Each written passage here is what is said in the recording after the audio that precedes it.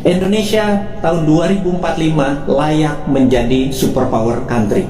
Sayangnya saat ini ya, sudah 20 tahun kita dipimpin oleh 3 kepala negara, kita belum juga per hari ini menjadi negara superpower. Ya, saya sengaja membuat kata-kata ini untuk semua berpikir, bukan mengkritik, bukan ngeledek, bukan nyinyir, tetapi sebuah realita. 3 tahun kita dengan Ibu Mega, kemudian 10 tahun kita dengan Pak SBY, kemudian ditambah saat ini Pak Jokowi 7 tahun. Jadi total 20 tahun. Pertanyaannya, apakah Indonesia sudah menjadi negara superpower dalam 20 tahun? Jawabannya, kita masih negara pengimpor, kita masih negara penghutang, kita masih bergantung yuan dan dolar.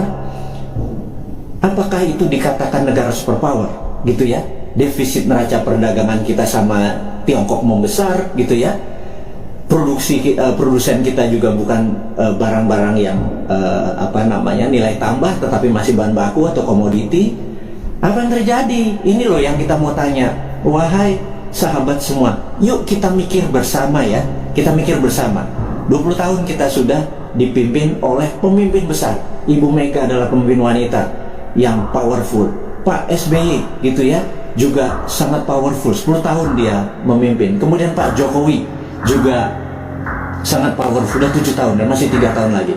Total 20 tahun saat ini. Pertanyaannya kita, apakah sudah jadi negara superpower?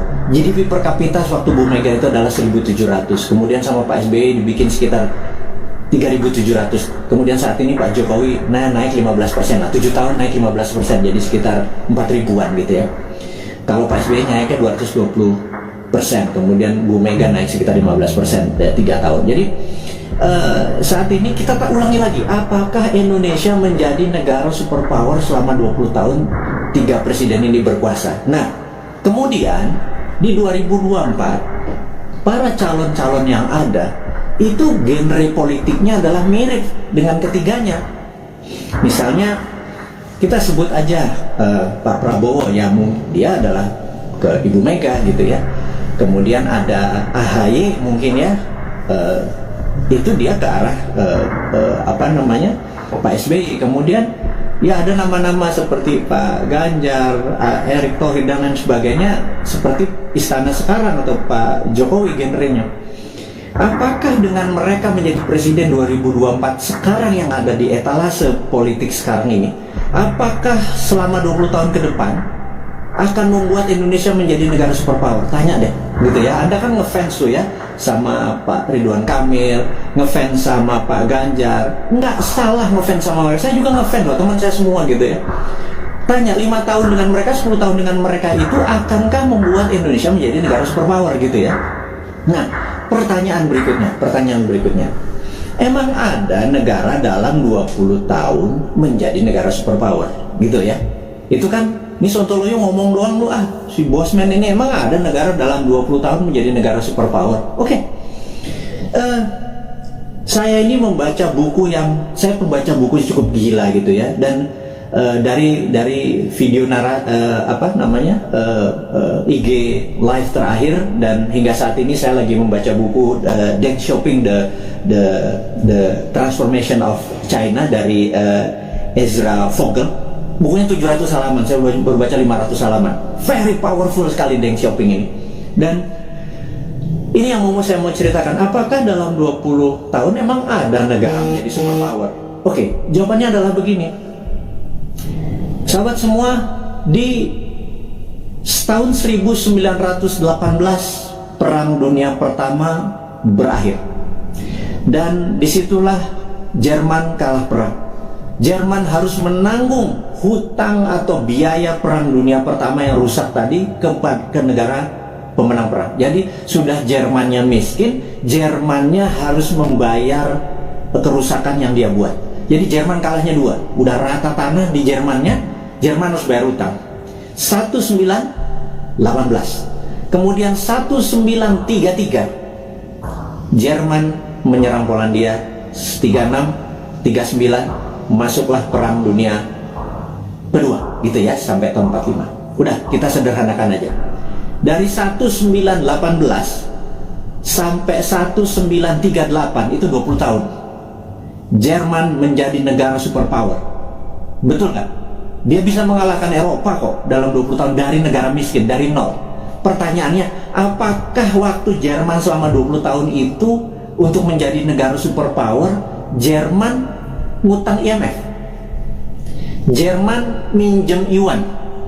Jerman pakai teknologinya Tiongkok? Mikir nggak tuh? Ada nggak sih yang mikir? Apakah Jerman dagang? Jual 10 modal 5, untung 5 ditabung untuk membangun Jerman yang modern, membuat alat perang yang kencangnya bukan main, membuat kekuatan militer dan bangunan terbesar di Jerman hanya dalam 20 tahun.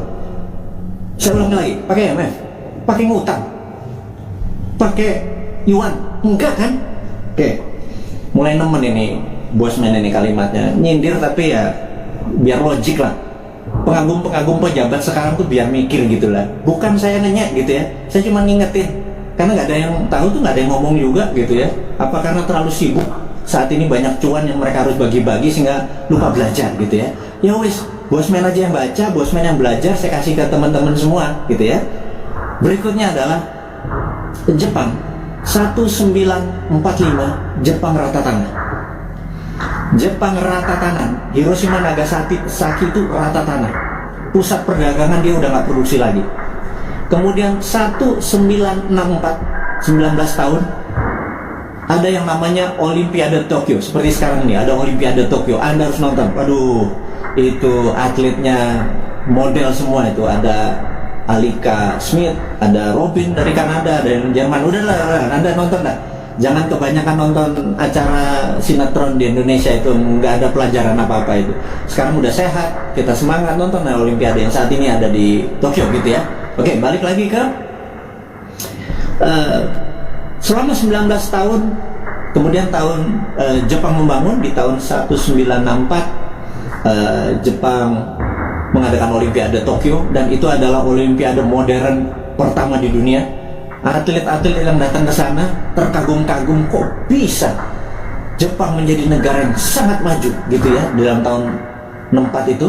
Dan kemudian tahun 80-an alias 20 tahun setelah itu, kita bicara tahun 80-an, ada Sony, ada Toyota, itu menguasai dunia seperti China sekarang. Jadi ternyata bisa tuh menjadi negara superpower dalam 20 tahun gitu ya.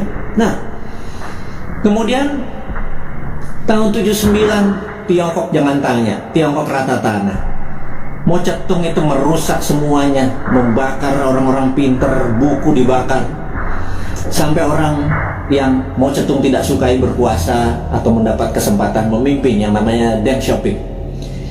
Deng Xiaoping ini dalam pidatonya sering mengucapkan kata-kata demokrasi, sangat menarik. Demokrasi ini bukan berarti hanya pemilihan langsung, tapi demokrasi ini adalah semua orang yang berprestasi itu boleh mendapat jabatan yang tertinggi. Jadi orang berprestasi bukan karena dia membantu pemenangan terus dijadikan komisaris, bukan ya, bukan seperti itu ya. Jadi benar-benar berdasarkan merit atau prestasi, namanya meritokrasi. Nah, demokrasi ini adalah membebaskan semua orang yang berprestasi untuk menduduki jabatan penting. Nah, Deng Xiaoping memepet Ronald Reagan di tahun 80-an, dan Amerika banyak membantu Deng Xiaoping yang mengatakan dia akan mengikuti apa yang demokrasi, negara demokrasi mau. Ini yang saya bilang, dia main 3 kaki. Kemudian dia harus memilih, dia berpihak ke Rusia, Soviet, atau ke Amerika. Dia main 2 kaki. Ke Soviet sesama komunis, ke Amerika pura-pura ikut demokrasi. Di tahun 1989 Deng Xiaoping menghadapi sebuah dilema yang besar, di mana demokrasinya meminta banyak korban, dan disitulah ada 2 pilihan: soft power ikut demokrasi, atau hard power China mulai berdiri sendiri. Akhirnya Deng memilih pilihan kedua, disikat 10.000 mahasiswa di Tiananmen Square, dan disitulah muncul Tiananmen bebas. Jadi efeknya adalah seluruh investor keluar dari Tiongkok pada saat itu, China alone, China sendirian. Di tahun 89, para petinggi PKC, Partai Komunis Cina, memutuskan fuck IMF. Nah, kalimat gue ngomong gini gak apa-apa ya. Kemudian dia mengatakan waktu ada Tiananmen, Gorbachev itu ada di Tiongkok. Deng Xiaoping di bukunya bilang Gorbachev goblok katanya gitu. Nah, akhirnya benar, perestroika dan glasnost-nya Gorbachev merubuhkan Uni Soviet gitu ya. Sementara Deng Xiaoping dengan protokol Tiananmen-nya membuat China 89 ya, sendirian, semua ditinggalin sama perusahaan-perusahaan asing. Dia mulai memprinting renminbi dengan yuan dan lain sebagainya, itu udah saya lama ceritakan. Puncaknya adalah tahun 2008 pada saat Olimpiade Beijing. Jadi tahun 1989 sampai 2008 adalah 19 tahun. Oke, kita buletin aja. 20 tahun. China menjadi negara superpower. Sekali lagi, sejak saat itu sampai sekarang 20 tahun kemudian 2013, China punya policy mulai ofensif, mulai menyerang, mulai keluar untuk membuktikan kedikjayaannya dia. Selama 3.000 tahun, Tiongkok adalah negara trader terbesar di dunia. 200 tahun terakhir, Eropa masuk ke Shanghai, ke Beijing, dikasih narkoba, opium, membuat goblok orang-orang Tiongkok, dan membuat Deng Xiaoping bilang, kita harus merebut balik. Kemudian apa yang terjadi 20 tahun setelah tahun 89, tahun 2008 adalah puncak ekonominya Tiongkok, dan sekarang dia terus berjalan. 20 tahun kemudian, dalam 40 tahun Tiongkok kembali menjadi negara trading terbesar di dunia dan negara kedua terkaya setelah Amerika. Sekali lagi, sahabat semua, ini membuktikan bahwa dalam 20 tahun harusnya Indonesia bisa menjadi negara superpower. Setidaknya road to become superpower country. Nah, 3 tahun Bu Mega, 10 tahun Pak SBY, dan 7 tahun Pak Jokowi, dia sudah do the right thing. Sekali lagi, sudah do the right thing. Ke depan, 20 tahun ke depan, sampai 2045, Indonesia untuk menjadi negara superpower, apakah genre old mind Anda masih mau pakai? Kalau Anda pakai ya silakan, karena ini kan demokrasi, gitu ya. Tetapi kalau Anda mau memakai new mind, ini persis seperti apa yang Tiongkok lakukan, seperti Jerman lakukan, seperti Jepang lakukan. New Mind punya konsepnya. Monggo, yang menjadi presiden yang Anda sekarang ada di etalase, monggo. Tetapi kalau mau pakai konsepnya New Mind, kita sudah lengkap. Inilah sahabat semua,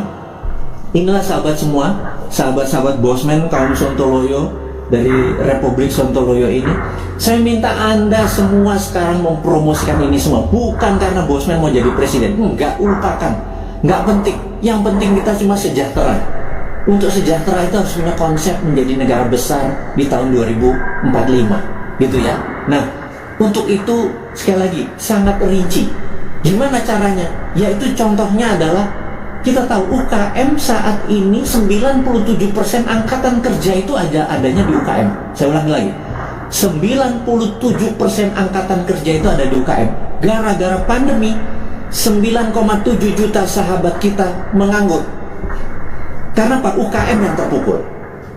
Berikutnya, UKM saat ini belum menjadikan karpet merah difasilitasi oleh pejabat negara.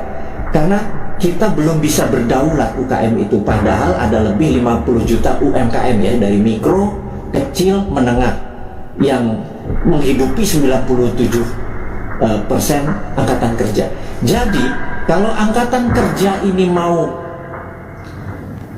mendapatkan lapangan kerja, bukan perusahaan besar yang dikasih pendanaannya, tetapi perusahaan UKM, gitu ya. Nah, Santara saat ini hadir untuk membuktikan bahwa konsep New Mind itu berjalan dari kita untuk kita, dari sesama untuk sesama. Ingat, bendera putih adalah dari sesama untuk sesama. Kita nggak perlu IMF, kita nggak perlu Yuan, kita nggak perlu Jepang, kita nggak perlu Amerika, kita nggak perlu Tiongkok. Setuju ya? Dari kita untuk kita, itu bendera putih. UKM juga harusnya dari kita untuk kita. Jadi investor receh masuk 2 juta, 200 ribu, 500 ribu. Tolong angkat itu UKM. Ada jutaan UKM yang mau kita angkat. Ada jutaan sahabat kita juga punya duit nganggur, gitu ya. Gabungkan semua. Santara hanya platform. Santara bukan membuat UKM besar, yang buat UKM besar ya para UKM-nya. Yang buat kaya adalah investor itu pilih UKM yang benar. UKM itu marginnya itu jauh lebih besar dari perusahaan-perusahaan besar. UKM itu bisa 30%, 40% gitu ya. Dan inilah yang saya harapkan teman-teman portfolio keuangan Anda. Sekali lagi, bagilah kalau Anda punya 10 juta, 9 juta Anda taruh dimanapun boleh, 10%-nya taruh deh di UKM. Anda membantu UKM, 10% membantu UKM. Kalau saat ini uang beredar adalah 6.000 triliun, 10%-nya masuk ke UKM atau 60 triliun. 60 triliun itu untuk menghidupi UKM itu adalah dari kita untuk kita. Itu kita negaranya berdikari, nggak kita jadi ekspor, kita nggak ngutang gitu loh. Nah, sahabat semua, di ulang tahun Santara ketiga dengan berapi-api si Bosman Sontoloyo ini ngapunten minta izin tanpa niat menyinggung siapapun, tetapi kita mengkritik diri kita sendiri bahwa yuk 20 tahun kita ucapkan terima kasih kepada pemimpin-pemimpin kita yang telah membawa kita ke saat ini, kita masih utuh negaranya, dan ke depan kita harus mempunyai konsep baru. Konsep baru ini adalah yang kita akan lakukan adalah membangun akar rumput, gitu ya. Membangun akar rumput ini adalah bisnis akar rumput kita bantu, adalah investor akar rumput kita bantu. Jadi itu adalah informasi, dan ini terakhir berita internasional. Jadi ada 3 step tadi ya, lokal tentang pandemi, bahwa kita belum melihat pandemi ini akan berakhir sampai habis 17 Agustus sampai Agustus, belum melihat. Kalau ditambah tadi masih itu, jadi kita harus melakukan strategi-strategi. Tetapi, nah ini kita harus bicara tidak selalu sisi negatifnya. Selalu setiap hoax itu ada key, setiap jatuh itu ada naik gitu, setiap jatuh pasti ada peluang. Nah, sahabat semua, kita mau mengingatkan bahwa kapan moment of greatness dari Indonesia itu. Moment of greatness adalah mulai Oktober 2022. Bukannya jauh ya, itu angka dekat sekali. Kenapa? Karena G20 akan diselenggarakan bulan Oktober di 2022. G20 ini adalah government 20 negara akan hadir, di mana saat itu ini adalah moment of greatness dari bangsa Indonesia untuk membuktikan bahwa kita negara yang layak untuk dijadikan tuan rumah. Dan pada saat itu kita harus menyiapkan, sahabat semua, menyiapkan sesuatu untuk momen sebesar ini itu tidak semalam atau 2 malam. Itu menyiapkannya dari sekarang ini. Jadi peluangnya besar sekali. Dan kita mau minta deal dengan dengan Pak BUMN, Pak Erik, dengan Pak Sandiaga Uno untuk acara G20 itu 80%-nya adalah UKM yang memberikan kontribusi bantuannya gitu ya. Nanti kita akan deal bersama-sama nih. Kemudian ada berita internasional sekarang. Kita mau duluan.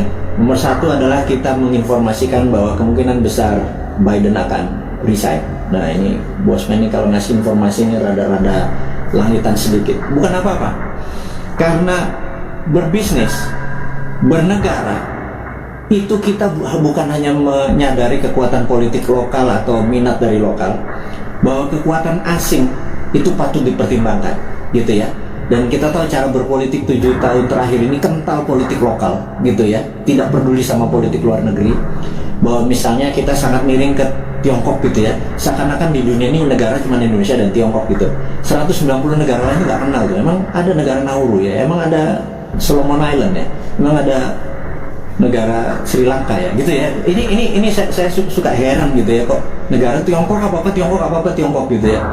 Nah, kita cuma mengingatkan, itu kan old mind, cuma satu negara yang ada di kepala mereka. Kalau new mind negara itu 190 negara gitu ya.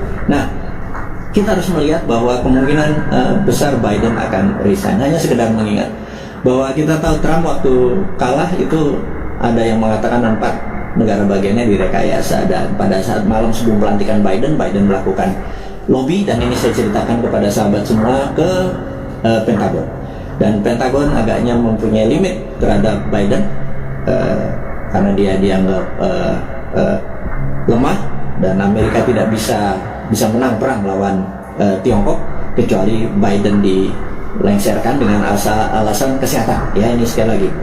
Kemudian naiklah Kamala Harris, dan ini kuncinya, siapa yang jadi wakil presidennya Kamala Harris, that's the key. Saya nggak bisa kasih tahu sekarang karena saya memang nggak tahu. Tetapi ini harus menjadi perhatian sahabat semua, jadi bahan renungan bahwa oh iya, bernegara itu ada negara besar gitu ya. karena dolar saat ini menguasai 65% transaksi dunia, dan itu namanya Amerika. Yuan saat ini cuma 1%-an yang namanya Tiongkok gitu ya.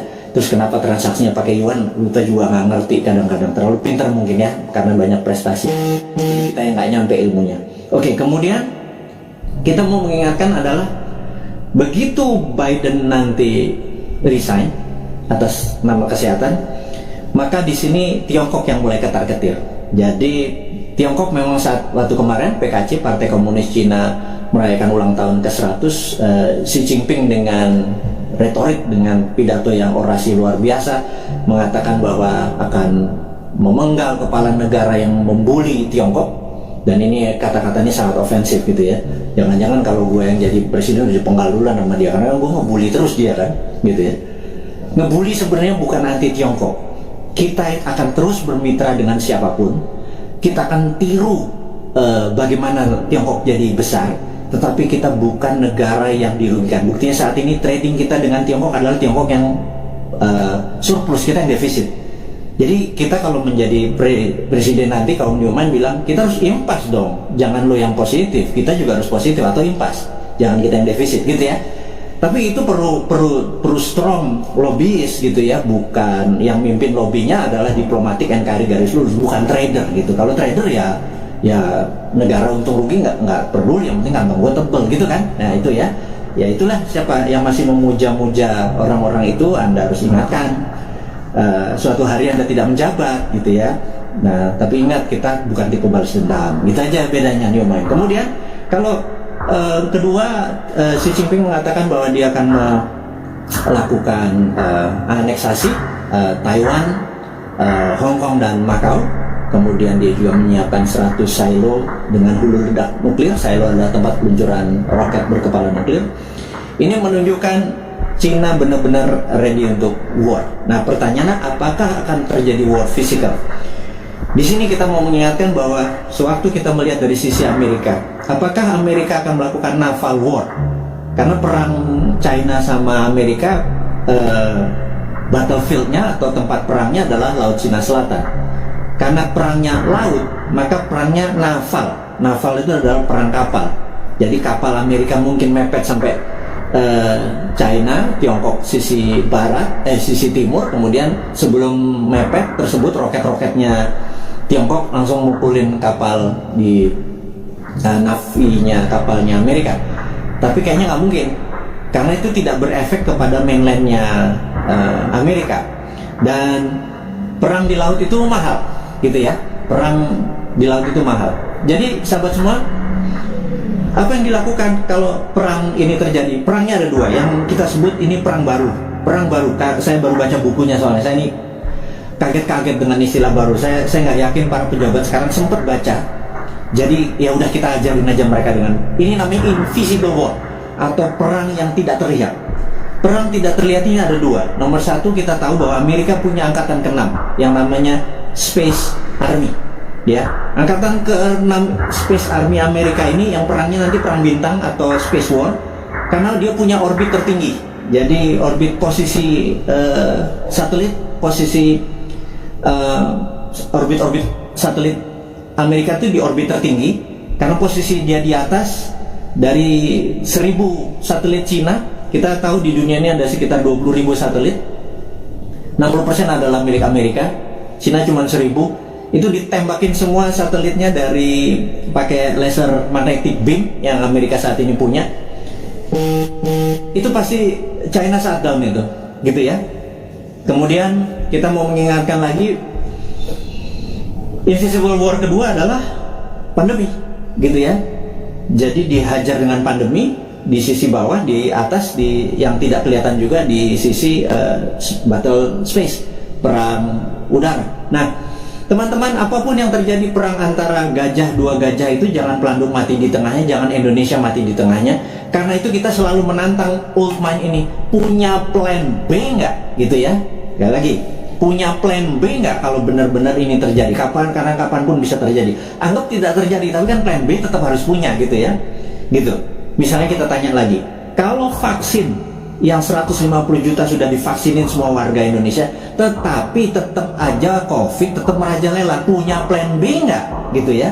Nah kalau nggak punya plan B ini bernegara model apa sih kalian itu gitu ya? Nggak ngerti geopolitik luar negeri, nggak ngerti pandemi, bahwa itu adalah war tool, strateginya adalah gagap gitu ya. Kita sekali lagi ini bukan mengkritik, ini mengingatkan bahwa kesadaran bernegara dari kaum Newman itu tinggi. Kita nih patriotis semua nih kaum Newman ini. Kita nggak pernah menyalahkan tanpa solusi gitu. Kita ngeritik barusan aja nyinyir sedikit tetap ngasih solusi gitu ya. Nomor satu solusinya apa? Itu kita kasih berita internasional bahwa Biden mungkin resign, China sama Amerika mungkin eskalasi perangnya akan tinggi. Kemungkinan perangnya adalah invisible war, yang satu pakai space orbit tertinggi dan kemudian pakai COVID atau pandemi gitu ya. Kemudian perang ini dengan COVID ini akan panjang gitu. Pertanyaan berikutnya adalah setelah pandemi ini masih ada perang nggak? Karena saat ini masuk perang dunia ketiga sesungguhnya. Perang dunia ketiga itu ada common enemy, ada musuh bersama. Kalau dulu Jerman di perang dunia pertama, itu ada Jerman dan Jepang di perang dunia kedua. Common enemy kita atau musuh bersama kita saat ini adalah pandemi. Seluruh dunia kena pandemi. Jadi kita ini harusnya udah masuk kategori war dan invisible war tentunya. Musuh kita tak terlihat. Ini kita harus gandengan tangan sesama apa namanya human atau homo sapien ini, sesama makhluk yang namanya manusia ini gitu ya. Jangan lagi bilang membeda-bedakan agama, ras, suku dan lain sebagainya negara. Jadi untuk perang lawan pandemi ini kita benar-benar satu saudara semuanya. Nah, yang harus diingatkan lagi adalah setelah pandemi ini kemungkinan besar, dan kita udah ngomong tahun lalu, kemungkinan besar ada yang namanya climate war atau perang cuaca. HAARP atau HARP saat ini sudah mulai saling tembak. Dan dulu selama 10 tahun biasanya di Alaska antara Rusia sama Amerika. Nah HARP ini, Amerika pernah nembakin HARP ini membuat kelangkaan gandum, sehingga gandum di Timur Tengah kurang karena tidak bisa disuplai oleh Rusia. Rusia dikerjain, waktu itu kering kepanjangan. Kelaparannya di Timur Tengah membuat peristiwa Mesir terjadi gitu ya. Ini semua ada relasinya dan sudah berhasil merubah. Jadi climate war ini akan membuat kelangkaan pangan. Nah itu dunia ya, bukan Indonesia saja. Indonesia ini punya kelebihan, yaitu punya 2 musim. Musim hujan, lupa gua. Musim durian juga masuk harusnya ya. Musim kawin segala macam, lupa gua. Jadi bukan musim hujan dengan musim kemarau saja. Indonesia ini 90% wilayah yang mengandung air, H2O maksudnya. Kemudian alamnya ada vulkanik, tektonik, dengan setiap saat Allah memberikan, alam memberikan pupuknya. Kemudian kita juga memiliki laut yang menghasilkan ikan. Kita ini komplit sehingga Indonesia bisa menjadi, seharusnya kalau di bawah Newman nanti, Indonesia menjadi the biggest food country. Kita akan banyak membangun food estate. Itu adalah solusi. Dimana pada saat selesai pandemic war, perang ini, kita akan menghadapi perang cuaca atau climate war, dan kita harusnya menjadi rule the world dengan cara itu. Jadi 2045 Indonesia benar-benar menjadi negara superpower gitu ya. Itu kita kasih bocoran-bocoran seperti ini terus untuk mengingatkan bahwa udah 20 tahun ke depan bisa Indonesia menjadi superpower, tetapi tidak bisa dengan cara old mind, dengan cara new mind. Ini loh konsepnya new mind. Kita berikan papersnya, kita berikan konsepnya, kita berikan orang-orangnya juga. Kalau Anda nggak, ini kita sepaket kok. Kita sering diskusi, kita banyak, ada sekitar 50-an sahabat-sahabat Bosman, berapa profesor segala macam. Terus saya bukan sendirian. Mana mungkin sih saya bisa buat video setiap hari segitu banyak, dan ilmunya adalah ilmu terupdate. Itu kalau nggak dengan profesor-profesor yang berada di sekeliling saya yang benar-benar mencintai tanah air ini dan benar-benar memahami geopolitik dan geostrategi. Itulah para kontributor yang terus membuat New Mind selama 3 tahun ke depan menjadi pintar. Yang saya harap sih sebenarnya saat ini kan masih 3 tahun, yang old mind minggir, sekitar 30 menteri minggir, menteri-menteri New Mind masuk gitu ya. Tapi ya benar-benar harus versinya New Mind. Nomor 1 misalnya BI kita bubarin, di bawah masuk di bawah Menteri Keuangan, jadi Dirjen Moneter gitu ya. Waduh kalau kayak gitu mah, waduh kita printing money, kita kasih ke UKM produksi tentunya, bukan UKM non produksi. UKM produksi dulu supaya nggak terjadi inflasi. Inflasi adalah kalau uang beredar tidak sama dengan produksi. Jadi uang beredar harus sama dengan produksi. Berapapun uang dicetak selama produksinya sama, tidak ada inflasi. Kecuali ilmu lama ya, ilmu supaya kita ngutang terus dengan IMF itu nggak boleh printing money, yaitu ilmunya old mind. Monggo silahkan, masih 3 tahun lagi. Atau mau sekarang mau dibantu sama kita boleh, minggirlah 30 orang itu atau minggir semua kabinetnya, masuklah generasi new mind ini. Nah kalau enggak ya udah kita nunggu 3 tahun lagi. Tapi sekarang selama 3 tahun kita minteri 200 juta saudara kita debat ilmunya new mind dengan old mind, kita debat, kita buka. Dan sahabat semua, Anda adalah pahlawan-pahlawan 4.600 ini orang yang mendengarkan Bosman saat ini. Anda adalah orang-orang yang luar biasa yang punya ilmu ini, yang Anda saya yakin Anda berdebat dengan siapapun, Anda udah punya basic ilmunya yang luar biasa. Nah terakhir saat ini informasinya sahabat semua, entah bagaimana di YouTube itu banyak sekali cerita tentang Satrio Piningit gitu ya. Ini saya mau meluruskan lagi. Satrio Piningit adalah dulu Jayabaya menyatakan pada saat ada goro-goro dan corona ini dianggap goro-goro yang meruntuh lantakan dunia, ini akan muncul Satrio Piningit atau Satrio yang dipingit gitu ya, dipingit, diumpetin gitu ya. Dan ada yang mengatakan Bosman ini video-videonya dia keluar tapi orangnya nggak keluar. Ini jangan-jangan Satrio Piningit. Saya bilang ini kurang ajar ini. Saya bilang jangan pernah menyebut Satrio Piningit itu Bosman. Nggak ada urusan, sekali lagi. Saya nggak pengen disamakan karena niat saya bukan begitu gitu ya. Terus ada yang bilang bahwa Pak Soekarno itu Jawa Timur atau Majapahitan, Pak Harto Jawa Tengah atau Mataraman gitu ya. Kemudian Pak SBY adalah Jawa Timuran, Majapahitan, Pak Jokowi Jawa Tengah, Mataram. Sekarang sudah masanya balik lagi ke Jawa Timur, Majapahitan, Bosman Arek Jawa Timur, terus cocok Majapahitan. Saya bilang lo gila, lo analisa kayak gitu jangan ya. Tolong hal-hal seperti begini jangan diucapkan karena itu nggak penting gitu ya. Memang itu folklore atau cerita rakyat. Oktober 2022, yuk kita bareng-bareng membantu UKM. Kemudian kita tahu bahwa pandemi ini masih lama karena memang didesain atau pandemik atau pandemi yang diplan, yang direncanakan, ada yang ditarget. Kita terus menjaga kesehatan, dan kepada tenaga medis, tenaga kesehatan, kami semua di belakang Anda, jangan pernah menyerah. Terima kasih Anda sudah memberikan hati Anda, tenaga Anda. Saya dan kami cuma bisa mendoakan bahwa terbaik buat Anda, keselamatan buat keluarga Anda, terus menjaga kesehatan. Dan kepada sahabat semua di Indonesia dan dimanapun Anda berada, kaum NKRI garis lucu ini, teruslah mendoakan kita supaya menjadi yang terbaik, saling membantu sesama. Hairul kalam, saya ucapkan terima kasih. Wassalamualaikum warahmatullahi